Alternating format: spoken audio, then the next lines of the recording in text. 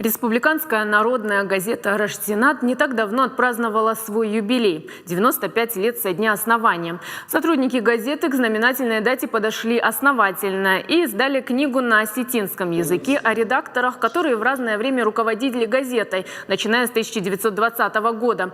Каждый из них внес большой вклад в историю осетинской литературы. На некоторых страницах опубликованы отрывки из материалов. Авторы книги – профессор, заведующая кафедрой факультета журналистики СОГУ Зинаида Титоева и Залина Канукова, чей отец долгие годы возглавлял газету «Рашсенат».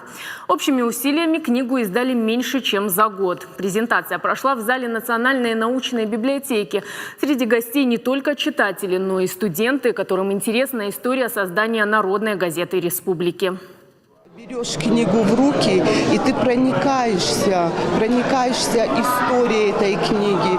Ведь я же говорю, эти редакторы, они в разные годы возглавляли газету. 30-е годы, 40-е годы, 50-е годы, 80-е годы. Ведь это же эпоха нашей истории. И, конечно же, это действительно значимо.